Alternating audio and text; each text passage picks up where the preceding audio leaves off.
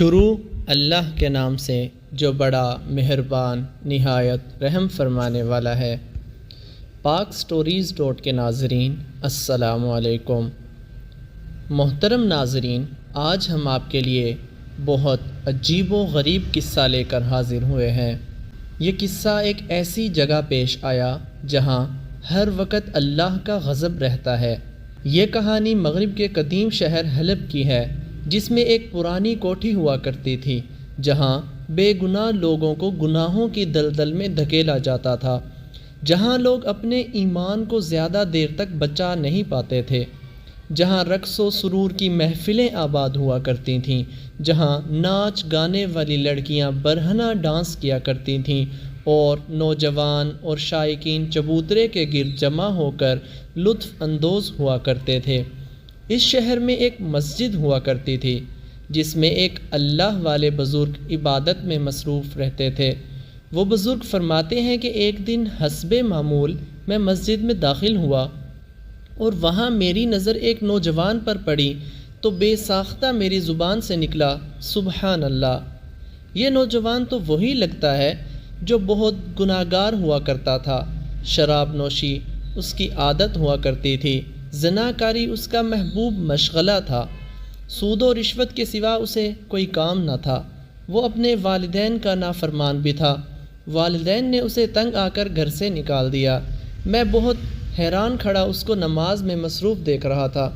جب نوجوان نے نماز ختم کی تو میں اس کے پاس چلا گیا اور اس سے پوچھا کہ کیا تم فلاں نوجوان ہو؟ وہ کہنے لگا ہاں میں وہی ہوں۔ میں نے اسے کہا تمہاری ہدایت پر اللہ کا لاکھ لاکھ شکر ہے۔ میں نے اس نوجوان سے پوچھا کیا تم مجھے یہ بتانا پسند کرو گے کہ تمہیں ہدایت کیسے نصیب ہوئی؟ وہ نوجوان بولا جی ہاں، میری ہدایت کی وجہ وہ فلاں امام صاحب ہیں جنہوں نے محفل رقص میں جا کر ہمیں واعظ و نصیحت کی۔ پھر میں نے تعجب سے پوچھا کہ محفل رقص میں امام صاحب اور ان کی نصیحت؟ نوجوان بولا جی ہاں، ہمارے محلے میں ایک چھوٹی سی مسجد ہے جس میں ایک ضعیف العمر بزرگ امامت کرتے ہیں۔ ایک دن وہ رقص کی محفل کے باہر سے گزر رہے تھے تو انہوں نے وہاں کچھ شور و گل اور ناچ گانوں کی آواز سنی۔ ان کے ساتھ ان کے کچھ محلے کے لوگ بھی تھے۔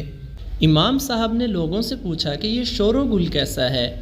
تو ایک آدمی نے بتایا کہ اس کوٹھی میں رقص کی محفل ہوا کرتی ہے، کچھ نوجوان لڑکیاں اور عورتیں نازیبا لباس پہن کر گیت گاتی ہیں، نوجوان لوگ اور مرد ان کے گرد جمع ہو کر لذت اٹھاتے ہیں۔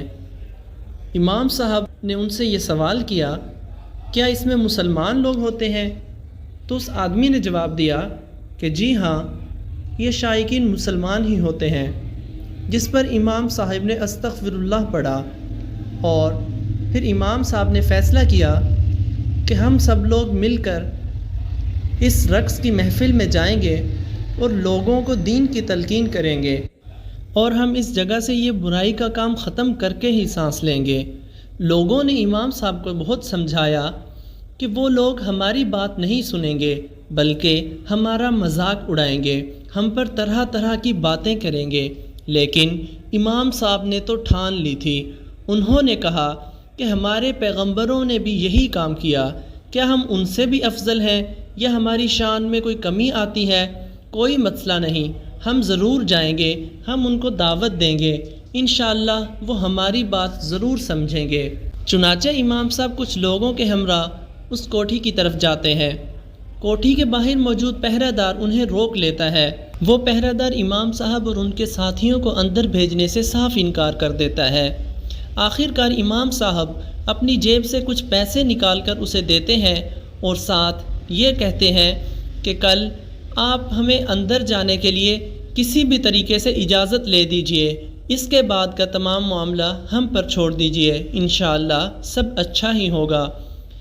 چنانچہ وہ پہرہ دار مان جاتا ہے اور امام صاحب واپس آ جاتے ہیں۔ اگلے روز محفل رقص میں تمام شائقین موجود ہوتے ہیں۔ ایک نوجوان لڑکی برہنہ ہو کر ڈانس کر رہی ہوتی ہے۔ جیسے ہی اس کا گیت ختم ہوتا ہے تو پردہ سٹیج پر نیچے گرتا ہے اور وہ لڑکی غائب ہو جاتی ہے۔ اس کے بعد تمام شائقین یہ انتظار کر رہے ہوتے ہیں کہ اب ایک نئی لڑکی آئے گی اور نئے گانے پر ڈانس چلے گا، لیکن جب دوبارہ سٹیج سے پردہ اٹھتا ہے تو سب لوگ کیا دیکھتے ہیں کہ وہاں پر ایک ضعیف العمر بابا جی بیٹھے ہوئے ہیں۔ تمام لوگ حیران ہوتے ہیں، لیکن یہ سمجھ کر چپ ہو جاتے ہیں کہ شاید یہ بھی کوئی ڈرامے کا ہی کردار ہے۔ لیکن کچھ دیر جب سب لوگ ان کی بات سننے کے لیے متوجہ ہوتے ہیں تو امام صاحب انہیں وعظ و نصیحت شروع کر دیتے ہیں۔ امام صاحب ان کو بتاتے ہیں کہ اے مسلمانوں، تم دنیا کی کس غفلت میں پڑ گئے ہو، تمہارے دلوں سے ایمان بالکل ختم ہو چکا ہے۔ تم لوگ یہ نہیں سوچتے کہ ہم اس دنیا میں کس کے لیے آئے ہیں، اس دنیا میں ہمیں کس نے پیدا کیا اور کس مقصد کے لیے پیدا کیا ہے۔ ہم سب تو اللہ کی عبادت کرنے آئے ہیں، لیکن آپ لوگوں کے دل پر جیسے سیاہ دبا لگ چکا ہے۔ آپ لوگ اس قسم کے کبیرہ گناہوں میں مبتلا ہو چکے ہو کہ آپ لوگوں کو آخرت کی فکر ہی بھول گئی ہے۔ کیا آپ لوگ یہ نہیں جانتے کہ آخرت کی آگ اس دنیا کی آگ سے 70 گنا زیادہ ہے؟ اس دنیا کی آگ کو جب ہم برداشت نہیں کر سکتے تو وہ 70 گنا زیادہ آگ ہم کیسے برداشت کر پائیں گے؟ امام صاحب جیسے جیسے یہ باتیں کرتے جا رہے تھے، کوٹھی میں تو جیسے سناٹا چھا گیا۔ امام صاحب اپنی وعظ و نصیحت کرتے رہے۔ جب امام صاحب اپنی وعظ و نصیحت کر چکے تو کیا دیکھتے ہیں کہ سب لوگوں کی آنکھوں میں آنسو جاری ہیں اور سب لوگ اپنے کیے پر بہت شرمندہ ہیں۔ وہاں موجود تمام طوائفوں نے بھی اپنے گناہوں سے توبہ کر لی اور اپنے گھروں کو چلی گئی، اور تمام شائقین اور نوجوان سب لوگ مسجد میں توبہ کے لیے چلے گئے۔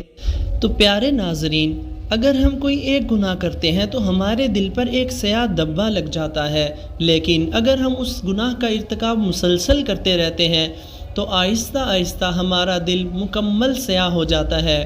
اللہ تعالی ہم سب کو ایمان کی دولت سے مستفیض فرمائے اور ہمیشہ اسی ایمان پر قائم رہنے کی توفیق عطا فرمائے، آمین۔